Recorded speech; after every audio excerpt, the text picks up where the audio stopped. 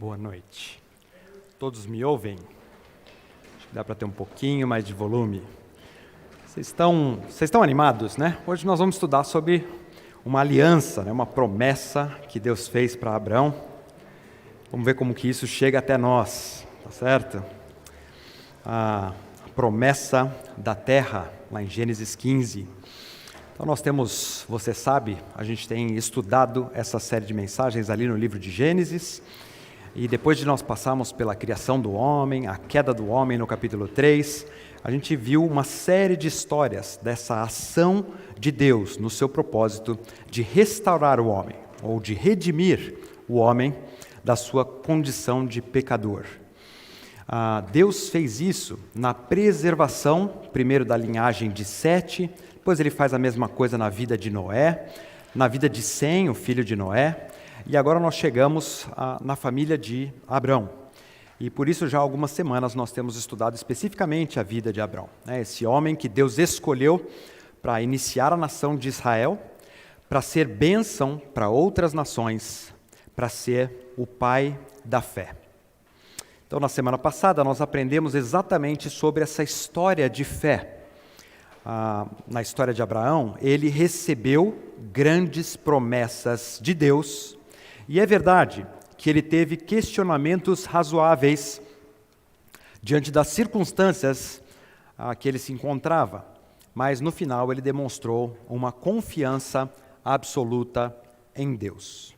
Lembram no versículo 6 de Gênesis 15, ele creu no Senhor e isso lhe foi imputado para justiça. Então foi assim que o pastor Rubens terminou na semana passada, aplicando essa fé de Abraão aos nossos dias. No Novo Testamento, Paulo cita esse mesmo texto de Gênesis 15, 6, ele vai citar duas vezes no Novo Testamento. Uma vez o pastor Rubens leu na semana passada, que foi Gálatas 3, de 1 até 6, onde Paulo vai dizer que a salvação, para nós hoje, ela também vem pela fé, e não pela prática de obras, não pelo esforço humano dos homens, né? Do humano só pode ser dos homens, né? Não por nosso próprio esforço. Numa outra vez que esse texto aparece sendo citado no Novo Testamento, está lá em Romanos 4, de 1 até 8. E lá nós vemos Paulo falando que a justificação, nós sermos considerados justos diante de Deus, também acontece pela fé e não por obras. Abrão creu e isso lhe foi imputado para a justiça. E o mesmo vale para todos nós hoje em dia. Abrão confiou em Deus e assim ele recebeu a promessa. Nós, quando confiamos em Cristo, nós recebemos a promessa de salvação que só podemos ter em Jesus Cristo. Então, na semana passada, Deus se apresenta a Abrão numa visão e lhe promete uma descendência. No texto de hoje, Deus vai aparecer para Abrão num sonho e prometer novamente a herança da terra. Então, abra sua Bíblia lá comigo, em Gênesis 15, se você já abriu. Esse é aquele momento estratégico que eu tomo um gole de água que não tem aqui. Então, se alguém, por favor, pode pegar um copinho d'água para mim? Gênesis 15, 7 a 21. Eu esqueço que a gente está colocando na internet para todo mundo, né? E faz a graça mesmo assim. Okay. Gênesis 15, 7 a 21. Vamos ler juntos. O texto, a palavra de Deus diz assim, né? Disse-lhe mais, eu sou o Senhor que te tirei de Ur dos Caldeus para dar-te por herança essa terra. Perguntou-lhe Abrão, Senhor Deus, como saberei que hei de possuí-la? Respondeu-lhe Deus, né? Toma-me uma novilha, uma cabra e um cordeiro, cada um com 3 anos, uma rola e um pombinho. Ele, tomando todos esses animais, partiu-os pelo meio e lhes pôs em ordem as metades, umas defronte das outras, e não partiu as aves. Aves de rapina desciam sobre os cadáveres, porém Abrão as enxotava. Ao pôr do sol, caiu profundo sono em Abrão, e grande pavor e cerradas trevas o acometeram. Então lhe foi dito, sabe com certeza que a tua posteridade será peregrina em terra alheia, e será reduzida à escravidão, e será afligida por 400 anos. Mas também eu julgarei a gente a quem tem de sujeitar-se, e depois sairão com grandes riquezas. E tu irás para os teus pais em paz, serás sepultado em ditosa velhice. Na 4ª geração tornarão para aqui, porque não se encheu ainda a medida da iniquidade dos amorreus. E sucedeu que, posto o sol, houve densas trevas, e eis um fogareiro fumegante e uma tocha de fogo que passou entre aqueles pedaços. Naquele mesmo dia, fez o Senhor aliança com Abrão, dizendo: a tua descendência dei essa terra, desde o rio do Egito até o grande rio Eufrates, o Queneu, o Quenezeu, o Cadmoneu, o Eteu, o Ferezeu, os Refaíns, o Amorreu, o Cananeu, o Gigarzeu e o Jebuseu. É a terra toda que Deus prometeu para Abrão e sua descendência. Vamos olhar para essa aliança que Deus faz com Abraão de novo, né? Mas antes disso, vamos orar mais uma vez. Pai querido, nós te louvamos por mais essa oportunidade que temos de estudarmos a tua palavra, de aprendermos quem o Senhor é, aprendemos mais a respeito do teu caráter, aprendemos mais a respeito dos teus planos de redenção do homem e como eles se aplicam à nossa vida nos dias de hoje. Senhor, eu quero pedir para que o Senhor nos dê mentes agora atentas àquilo que a tua palavra quer nos ensinar, que nós possamos assim aprender com ela e que essa seja uma palavra de transformação em nossa vida nessa noite. É a minha oração no nome de Jesus. Amém. Então, o texto de hoje começa ali no versículo 7, eu vou voltar lá nele, né?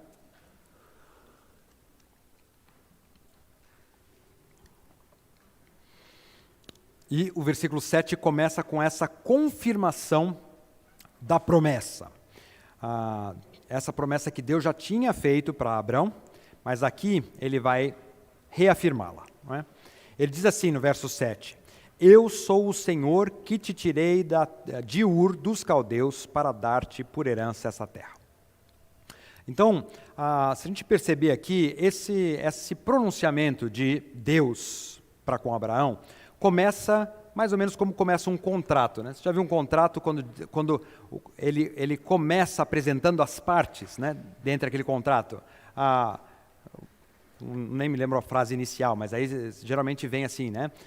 Christian, fulano de tal, portador do CPF e tal, e dá todas as características de uma das partes, aí ele vem listando a outra parte, né? E o que Deus faz aqui ele inicia dessa mesma forma, descrevendo Ele mesmo, né? Ele diz aqui no versículo 7, dizendo, eu sou o Senhor. A base de qualquer pacto feito por Deus é o seu próprio caráter. E é por isso que Deus inicia com essa confirmação aqui, né, falando do seu nome. Ele é o Senhor. Deus confirma para Abraão aquilo que ele já tinha prometido, como eu disse, lá em Gênesis 12, também em Gênesis 13, e aqui ele vai dizer de novo que vai dar esta terra de Canaã por herança para Abrão. E por que é importante, né? Nós sabemos sobre essa terra e por que é importante essa promessa de Deus para Abrão. Em primeiro lugar, porque a descendência prometida a Abrão teria que morar em algum local, não é? E a terra será esse local. Se Deus vai multiplicar a descendência de Abrão, nós vimos na semana passada, né, seria maior do que ou maior. Se alguém pudesse contar as estrelas dos céus, também poderia contar a descendência de Abrão. Então, essa comparação Deus traz para Abrão. E agora, então, a terra prometida serviria para isso, para a morada dessa descendência. Mas também tem outros textos na Bíblia que a gente começa a entender se nós entendemos essa promessa de hoje. Entender essa aliança firmada aqui nos ajuda a entender, por exemplo, a necessidade do êxodo, né, da libertação do povo que ficou escravo durante 400 anos no Egito. também nos ajuda a entender a conquista da terra, como todo povo depois vai conquistar essa terra que agora foi prometida por Deus. Nos ajuda a entender o exílio do povo de Deus, quando Deus resolve castigar o povo ou retirar essa bênção, né, da terra que ele havia prometido, exatamente porque o povo permaneceu desobediente, né, rebelde contra Deus. Então eles são exilados durante 70 anos na Babilônia, e depois também faz a gente entender o retorno, porque ele prometeu, né? É nessa terra também que vai acontecer a história da salvação da humanidade. É a terra do nascimento, da morte e da ressurreição de Jesus Cristo, daquele descendente prometido da mulher, lá de Gênesis 3,15, que salvaria toda a humanidade, o Senhor Jesus Cristo. Nós sabemos que a nação de Israel, em algum momento, ela ocupou grande parte dessa terra prometida, mas depois de Cristo, nós também sabemos que houve a destruição de Jerusalém e a dispersão do povo judeu por muitos séculos. Então Israel ficou uma nação sem terra durante muitos e muitos anos, e tudo indicava que essa promessa jamais seria cumprida. Há quem pense que ela foi cumprida lá atrás, mas ainda falta uma parte desse cumprimento. E a gente sabe que lá em 14 de maio de 1948, então séculos, né, para frente, 1948 anos, ou mais ou menos 1900, né, porque foi em 70 que foi a dispersão, essa nação de Israel voltou agora a existir como povo, como nação, né, como um território ali em Israel. E nós queremos que um dia essa promessa feita em Abraão, que teve parte do seu cumprimento, mas nós queremos que um dia ela vai se cumprir completamente.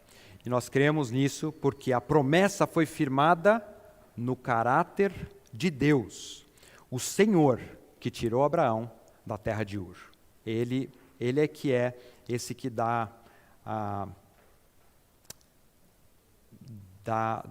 importância, né, ou dá garantia, né, de que a promessa será cumprida. Então, diante dessa promessa, Abraão pede uma garantia, né? Ele entendeu o que Deus disse, e no verso 8, então, ele vai dizer: Senhor Deus, como saberei que hei de possuí-la? Então, a pergunta de Abraão aqui não é uma demonstração de incredulidade, mas sim um pedido de sinal. Ele queria um sinal, uma garantia de que ele ia realmente conseguir receber toda essa terra. E a gente sabe que ele creu em Deus, né, que Deus lhe daria o filho prometido, mas a terra que ele estava prometendo, né, ainda estava nas mãos de outros povos. A gente leu aqui no texto, aquela série de povos ali no finalzinho do capítulo de hoje. Uma coisa, então, era Abraão possuir a terra como propriedade, porque Deus vai dizer aqui que ele já deu essa terra para Abraão. Uma coisa é ele ter essa propriedade, porque Deus é dono de tudo, e ele disse: essa terra é tua, eu te dou. Mas a outra coisa é ele ter a posse. E agora ele está perguntando assim: mas como é que eu vou garantir que os meus descendentes vão tomar a posse da terra, que eles vão realmente desfrutar dessa terra que o Senhor está me dando? E a resposta de Deus, então, está aqui nessa orientação dada do versículo 9 até o versículo 17. Esses versos trazem, então, a descrição daquilo que na época era chamado de uma aliança de corte. Isso é um ritual solene feito entre duas partes, né, que incluía a morte de animais partidos ao meio. E então, depois que esses animais eram partidos, se fazia como o texto aqui descreve, né? As metades eram dispostas, uma de frente para a outra, e aquelas pessoas que iam firmar a aliança deveriam passar pelo meio dos animais para indicar que eles estavam acordando alguma coisa. E para indicar que se alguma das partes falhasse em cumprir o acordo, ele era merecedor de receber aquilo que tinha acontecido com os animais. Certo? Então, a gente vê um exemplo disso lá em Jeremias 34:18. Jeremias 34:18, Deus diz assim: farei aos homens que transgrediram a minha aliança e não cumpriram as palavras da aliança que fizeram perante mim, como eles fizeram com o bezerro, que dividiram em 2 partes, passando eles pelo meio das 2 porções. Está vendo? Essa era o símbolo, esse era o pacto que Deus agora estava fazendo com Abrão. E na história de hoje nós vemos então Deus propor, né, um ritual desse tipo, mas havia uma diferença. O fato de que apenas Deus passaria pelo meio dos animais. Abrão matou os animais, como a gente viu no texto, colocou eles no chão. Aí, durante o dia todo ele ficou espantando aquelas aves que foram atraídas, né, pela carne e pelo sangue dos animais ali a céu aberto. Quando o sol se pôs, o texto diz que Abrão caiu em profundo sono. E então Deus apareceu e ele descreve então, nos versos 13 a 16, o que aconteceria. Deus garante uma vida longa de paz para Abrão, mas já avisa que a sua descendência vai ser escrava por 400 anos. Imaginem a espera de Abrão se Deus não tivesse sido tão específico aqui, dado detalhes, né, dessa promessa e a garantia, né, de que ele teria uma boa velhice e também que a sua descendência seria resgatada da escravidão e sairia, né, com muitas riquezas, como o texto fala. Imagina, a vida de Abraão era uma promessa, então, que ele tinha recebido de Deus só de tristeza, tá certo?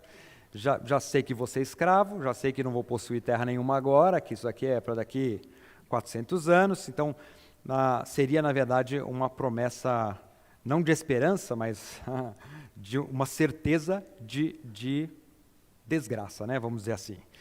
Mas Deus não, faz questão de mostrar os aspectos do seu cuidado, da sua compaixão e também do seu caráter no meio dessa promessa. Nós vamos ver cada um desses aspectos mais para frente. Pensando nisso, né, e aplicando para nós, eu vejo que Deus, na sua soberania, Ele também tem nos prometido algumas coisas, algumas vezes, que para nós parece distante demais. Eu não sei se isso acontece com você, mas vira e mexe num assunto ou outro, a gente diz assim, mas Deus, já não está na hora? O senhor não está vendo que eu acho que eu gostaria que a coisa tivesse resolvida mais rápido, não é? A gente tem essa impressão de que de que a promessa está distante demais. Independente disso, a palavra de Deus, ela nos conforta dizendo que nós temos uma promessa de vida eterna e nós temos também a garantia de que enquanto nós estivermos aqui nessa terra, Deus continua cuidando de nós. No texto de hoje, Deus, mais uma vez, Ele vai fazer essa promessa que é incondicional para Abrão. Porque ele disse, porque como eu disse, né, só ele passou pelo meio das partes do sacrifício. Mas saber que essa promessa que às vezes parece tardar, não escapa do controle de Deus, deveria nos animar a vivermos a vida cristã. Saber que enquanto nós somos peregrinos nessa terra, como Abraão, Deus tem planos e promessas maiores e melhores para a nossa vida, deveria nos fazer seguir adiante, confiantes no cuidado de Deus. Nós sabemos que essa promessa de Deus para Abrão é incondicional, porque no versículo 17, como eu disse, a tocha de fogo, né, que representa Deus ali, ela passa sozinha pelo meio dos animais. E é ela que confirma essa aliança com Abrão. Foi Deus que fez a promessa, uma promessa incondicional, que Deus cumpriria independentemente das atitudes de Abrão. Será que Deus não faz isso conosco também? Será que não existe promessa incondicional para nós? É verdade que, apesar de nós respondermos por nossas ações aqui na terra, e de um dia nós temos que prestar contas a Deus de tudo que a gente faz aqui nessa terra, nós não podemos nos esquecer da promessa que nós temos de salvação em Jesus. Essa promessa que para nós também é incondicional. Nós não podemos fazer nada para merecê-la, né? E não podemos fazer nada também para perdê-la. A promessa de salvação para nós é incondicional. Queridos, o plano de Deus de redenção do homem, que começa aqui em Gênesis e que chega até nós por meio de Jesus Cristo, sempre foi e continua sendo incondicional. É incondicional porque é graça, presente e merecido de Deus. Então, depois da queda do homem, Deus sabe que seria impossível que nós nos aproximássemos dele, a não ser por sua graça. Em Efésios 2, de 1 a 5, nós vemos o apóstolo Paulo explicando isso. Né? Efésios 2, 1 a 5 diz assim: Ele vos deu vida, estando vós mortos nos vossos delitos e pecados, nos quais andastes outrora, segundo o curso deste mundo, segundo o príncipe da potestade do ar, dos poderes das regiões, né, celestes. Do Espírito que agora atua nos filhos da desobediência, entre os quais também todos nós andamos outrora, segundo as inclinações da nossa carne, fazendo a vontade da carne e dos pensamentos, e éramos por natureza, naquele tempo nós éramos por natureza filhos da ira, como também os demais. Mas Deus, sendo rico em misericórdia, por causa do grande amor com que nos amou, e estando nós mortos em nossos delitos, nos deu vida juntamente com Cristo. Pela graça sois salvo. A aliança da graça veio do coração generoso de Deus, tanto para Abraão como para nós também. E Deus não impôs condições, a não ser a fé que lemos no versículo 6, que Abraão teve. A pergunta é: você já deu esse passo de fé? Você já confiou a sua vida nas mãos de Jesus para receber também, para participar também dessa aliança de graça? E se você já fez isso, você é grato por Deus, pela salvação que você tem em Cristo Jesus? Você demonstra isso no seu dia a dia? Você continua andando nessa vida de confiança, nessa vida de fé em Jesus Cristo, naquele que te salvou? Até aqui nós falamos de confirmação, garantia e graça. Esse aqui é o meio da minha mensagem. Eu quero olhar para os versículos finais, de 12 até 21, onde nós vamos aprofundar um pouco mais nesses três aspectos da aliança na vida de Abraão. Então, no meio daquele pavor e cerrar das trevas que o verso 12 nos apresenta, em que Abraão estava, porque Abraão estava passando, né? Nós ouvimos essa aliança de Deus e descobrimos então qual era o seu plano para a descendência de Abraão, para ele mesmo, Abraão, e também para a terra prometida. Vamos olhar então cada um desses aspectos. Primeiro, a descendência de Abraão. E aqui eu quero destacar o aspecto da compaixão de Deus. Eu vou fazer tudo com C, podia falar misericórdia, podia falar longanimidade, vou fazer as três últimas com C para você poder sair daqui contando para outras pessoas, tá certo? Como a gente aprendeu na escola bíblica hoje com o pastor Rubens. Então, a aliança de Deus com Abraão tem esse aspecto de compaixão. Vamos ver aonde. Verso 13 diz assim: sabe com certeza que a tua posteridade será peregrina na terra alheia e será reduzida à escravidão e será afligida por 400 anos. Até aqui não tem nada de compaixão, tá certo? Compaixão vem no 14, ele diz: mas também eu julgarei a gente a quem tem de sujeitar-se, né? Aqueles que iam escravizar o povo. E depois sairão com grandes riquezas. Na quarta geração tornarão para aqui. Diz o versículo 16. Você conhece a história, né? Como é que aconteceu. Jacó, o neto de Abrão, ele e a sua família foram para o Egito para serem protegidos da fome que a terra passava, enquanto José era o segundo homem ali no comando no Egito. Lá eles cresceram e se transformaram num grande povo, que se tornaria, esse é o povo judeu. Eles chegaram no Egito como convidados de honra, mas acabaram se tornando uma ameaça, e por causa disso o faraó então os escravizou e oprimia o povo, assim como Deus acabou de dizer que aconteceria para Abrão. Lá em Êxodo capítulo 1, versos 11 e 12, nós lemos que os egípcios puseram sobre os judeus os feitores de obras para os afligirem com suas cargas.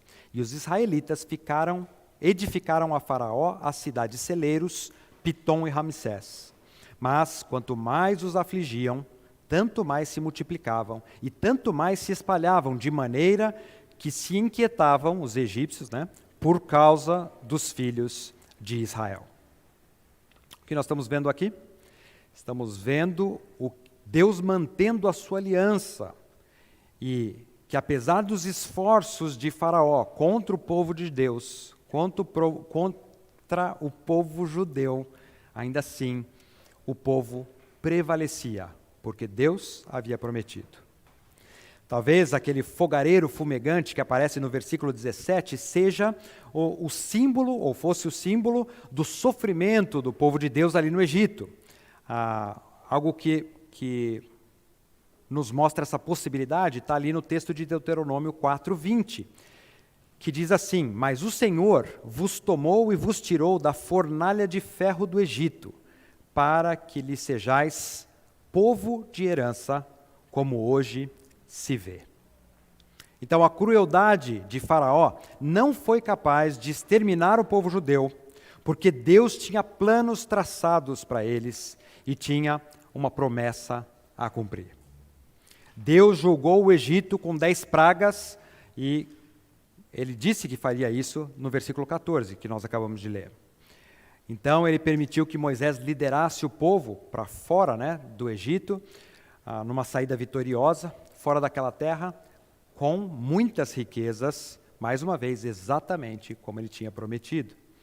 Em Êxodo 3, 21 e 22, nós lemos: eu darei mercê a este povo aos olhos dos egípcios, e quando sairdes, não será de mãos vazias. Cada mulher pedirá à sua vizinha, à sua hóspeda, joias de prata e joias de ouro, e vestimentas as quais poreis sobre os vossos filhos e sobre as vossas filhas, e despojareis os egípcios. Os acontecimentos e o tempo da escravidão e também a liberdade daquele povo estavam o tempo todo nas mãos e nos planos do nosso Deus. Os 400 anos, do versículo 13, refere-se ao tempo em que Israel ficou no Egito, desde a chegada de Jacó até o seu êxodo, a saída, com Moisés. Esse número ele é arredondado, porque depois lá em Êxodo 12:40 nós vamos ler que foram 430 anos, e não só 400. Mas de qualquer forma, a pergunta que às vezes vem na nossa mente é: por que Deus esperou tanto tempo para liberar esse povo? Para libertar esse povo. Por que tantas vezes nós, mais uma vez, achamos que o tempo de Deus é mais longo do que gostaríamos que fosse? E a resposta está mais uma vez na compaixão de Deus. O final do versículo 16 diz: porque não se encheu ainda a medida da iniquidade dos amorreus. Então, os amorreus naquela época, eles eram conhecidos como amorreus, mas eles faziam parte desse povo cananeu. E o juízo contra os cananeus marcaria a entrada na terra prometida. Então, quando Deus falasse assim, pode entrar, então isso significaria realmente a condenação final dos cananeus. E o que Deus está dizendo aqui é assim, eu vou dar mais uma chance. A medida da iniquidade deles ainda não chegou no ponto de eu condenar a todos eles. Deus adiou então o julgamento desse povo, porque ele queria dar mais tempo para os cananeus, para se arrependerem. E eu sei que é difícil a gente entender isso, né? Por que 430 anos? Afinal de contas, Deus já sabia na sua soberania que no final de 430 anos, a medida se encheria e aí ele teria que trazer juízo sobre o povo. Mas ao contrário do que a gente pensa, nós temos que ficar com o que a palavra de Deus diz.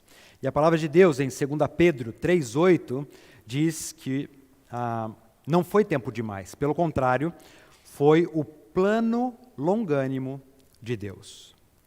2 Pedro 3, 8 e 9 diz: há todavia uma coisa, amados, que não deveis esquecer, que para o Senhor um dia é como 1000 anos, e 1000 anos como um dia. Não retarda o Senhor a sua promessa, como alguns a julga demorado. Pelo contrário, ele é longânimo para convosco, não querendo que nenhum pereça, senão que todos cheguem ao arrependimento. Assim, queridos, quando você tiver pressa de alguma coisa, né, quando você estiver impaciente com Deus, pense naquelas áreas da sua vida que Deus tem sido longânimo com você. Já imaginaram se Deus fosse tão rápido para condenar como nós?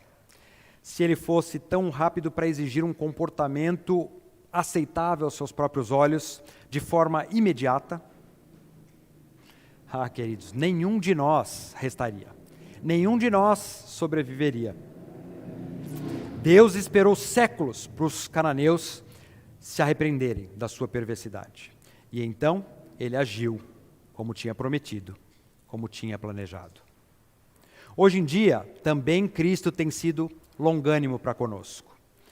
Por compaixão, que é a palavra que nós estamos ressaltando aqui, Ele tem esperado que nós nos rendamos a Ele completamente. Talvez um dia você se entregou a Ele, mas a pergunta é, você tem andado nele assim como você se entregou a Ele? Essa rendição, ela precisa ser completa. Todos nós, né, em nossas vidas, temos áreas em que precisamos ainda nos render ao senhorio do Senhor Jesus. Mas como vimos em 2 Pedro, Deus, apesar de Jesus Cristo, né, ser longânimo, 2 Pedro diz que Ele não retarda a sua promessa. Eu não sei o que você tem esperado do Senhor, não sei se de fato Ele um dia te prometeu aquilo que você espera dEle, mas o que eu sei e confio é que Ele tem o controle soberano do tempo e que Ele age na história conforme a sua compaixão. Outro aspecto dessa promessa tem a ver com o próprio Abrão. E aí eu quero falar do cuidado de Deus. Verso 15 diz assim: e tu, Abrão, irás para os teus pais em paz, serás sepultado em ditosa velhice. A NVI vai dizer em boa velhice, não é? Lá em Gênesis 25, 7, nós lemos que Abrão viveu 175 anos, o que significa que ele peregrinou com Deus durante 100 anos. Você se lembra que ele saiu lá de Harã, a gente estudou isso, né, com 75 anos de idade, e viveu até os 175. Nós sabemos, né, que ao longo da vida de Abrão, ele teve altos e baixos.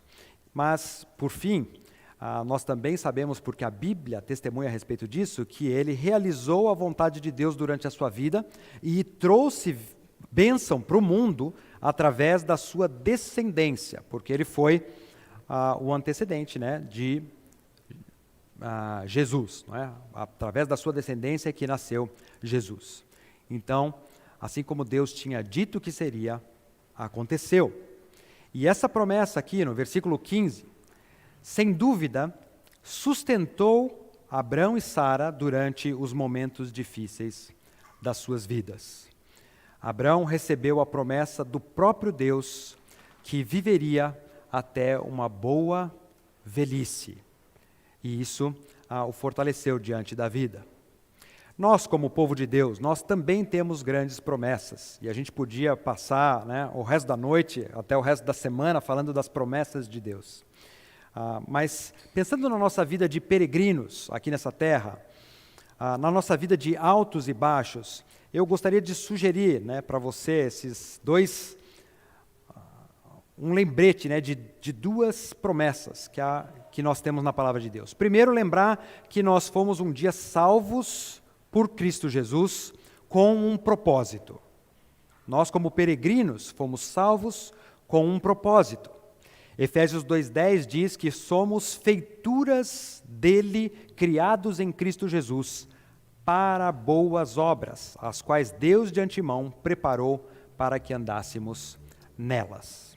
Então, nossa conduta aqui na terra deve produzir essas boas obras de Cristo, já que Ele preparou para nós de antemão, para que nós andássemos nelas.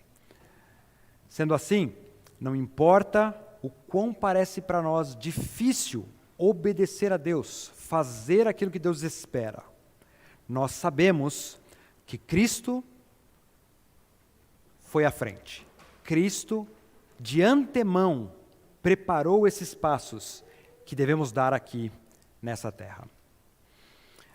Em segundo lugar, uma segunda promessa da ação de Deus em nossas vidas, está lá em Filipenses 1,6. Nós temos lido num recente passado esse texto, é o texto que diz, Filipenses 1,6, estou plenamente certo de que aquele que começou boa obra em vós, há de completá-la até o dia de Cristo Jesus. Então aqui nós percebemos que da mesma forma que Deus cuidou da vida de Abraão, Ele continua cuidando de nós também. E o texto termina com a informação sobre a terra. E falando da terra, eu quero trazer de novo aquele primeiro aspecto que nós estudamos, que tem a ver com o caráter de Deus, aquele que firmou a aliança. No começo da peregrinação de Abraão, Deus lhe disse, vai para a terra que eu te mostrarei. Está lá em Gênesis 12:1. Um pouco mais para frente, ele vai dizer, vai para essa terra, né, ou ele diz, né, esta é a terra que eu te darei. Tá?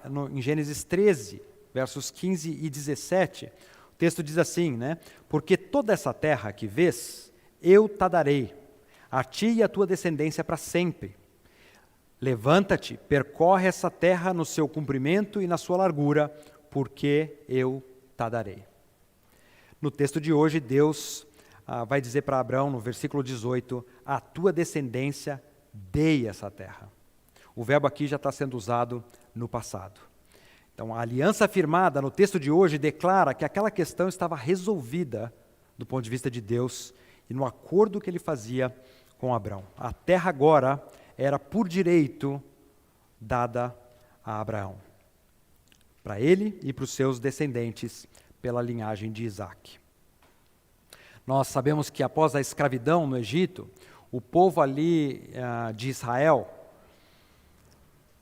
comandados por Josué, começou a conquistar essa terra prometida. E no capítulo 13 de Josué, nós vemos uma distribuição dessa terra.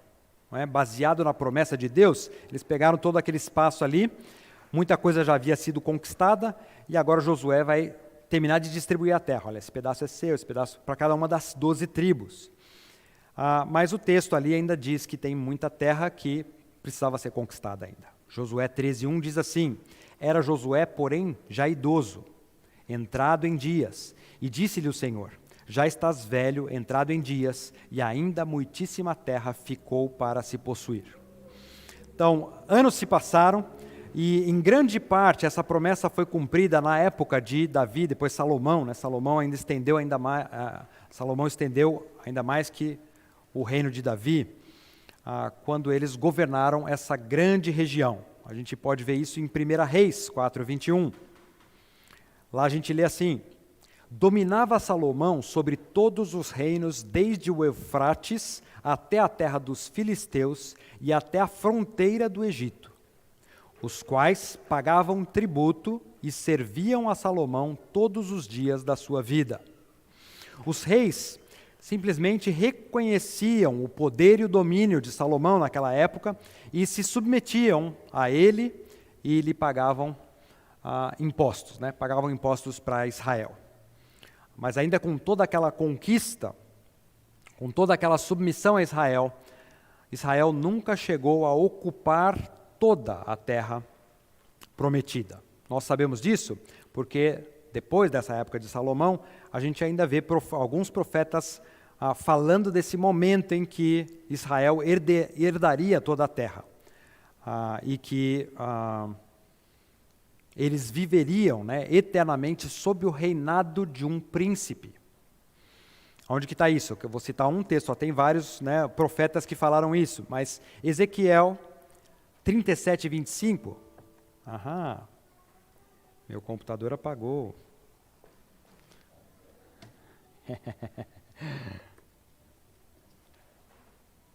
Como é que eu leio, né? Alguém que está chegando lá em Ezequiel 37, 25, por favor, lê para a gente, enquanto ele reinicia aqui.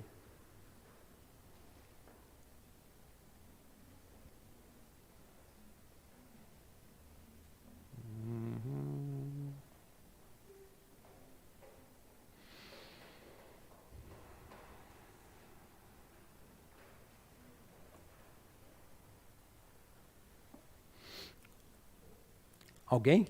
Ezequiel 37, 25. Habitarão na terra que dei a meu servo Jacó, na qual vossos pais habitaram. Habitarão nela, ele e seus filhos e os filhos de seus filhos, para sempre. E Davi, meu servo, será seu príncipe eternamente. Ok, percebe nesse texto, né, essa promessa de que o povo habitará na terra, habitarão eternamente. Isso nunca aconteceu com o povo de Israel, e o servo Davi lideraria sobre eles. Então, aqui os teólogos entendem, né, essa figura, né, do líder perfeito, e não necessariamente Davi sendo ressurreto, né, e governando sobre esse povo. Mas quando é que vai acontecer isso, né, com o povo de Israel? Isso acontece quando o Senhor Jesus reinar sobre Israel. Acontece no milênio e por toda a eternidade, não é? É aí que Israel vai experimentar a promessa completa que Deus fez para Abraão. Somente quando Jesus reinar no trono de Davi, a terra de Israel chegará a essas dimensões completas. Então não importa o que Israel acredita, a aliança que Deus fez ali com Israel permanece e ainda precisa ser cumprida em parte. Essa aliança é incondicional, o seu cumprimento não depende da fé nem da fidelidade dos seres humanos, mas sim da fidelidade de quem prometeu. Mais uma vez, estamos falando do caráter de Deus. Conosco, na nova aliança estabelecida conosco em Jesus Cristo, nós também temos essa promessa incondicional e ela também é garantida pelo caráter desse nosso Deus. Todos nós que um dia depositamos a nossa fé em Jesus Cristo, nós vamos um dia, nós entramos nessa aliança e vamos receber a salvação eterna, e essa é a nossa esperança. O texto lá em Pedro nos explica mais uma vez essa verdade. 1 Pedro 5:10 diz assim: Ora, o Deus de toda graça, que em Cristo vos chamou à sua eterna glória, depois de terdes sofrido por um pouco, Ele mesmo vos há de aperfeiçoar, firmar, fortificar e fundamentar. Queridos, enquanto nós vivemos essa vida de peregrinos nessa terra, é possível que nós passemos por algum sofrimento. Mas a promessa de Deus para nós é que tudo isso vai nos aperfeiçoar e vai nos firmar para um dia vivemos eternamente sob o senhorio do Senhor Jesus, assim como o povo judeu. A nossa fé deve ser como a fé de Abraão, fundamentada em Deus e nas suas promessas para nós. Confirmação, garantia, graça, compaixão, cuidado e caráter são os aspectos dessa promessa. Vamos orar. Pai querido, nós te louvamos porque, apesar dessa promessa ter sido feita para Abraão, nós podemos encontrar paralelos na nova aliança, aquela aliança firmada com a tua igreja, nós que confessamos o Senhor Jesus Cristo. Por isso, Senhor, nós te louvamos por essa garantia, nós te louvamos pelo teu caráter que confirma cada aspecto dessa promessa. Nós te louvamos pela tua compaixão, nós te louvamos pelo teu cuidado. E te pedimos, Senhor, para que a transformação em nossa vida aconteça por meio da tua palavra. Que nós possamos andar nessa terra como peregrinos, na confiança de que o Senhor continua soberano, continua garantindo essas promessas por causa do teu caráter. Esse é meu agradecimento, Senhor, no nome de Jesus. Amém.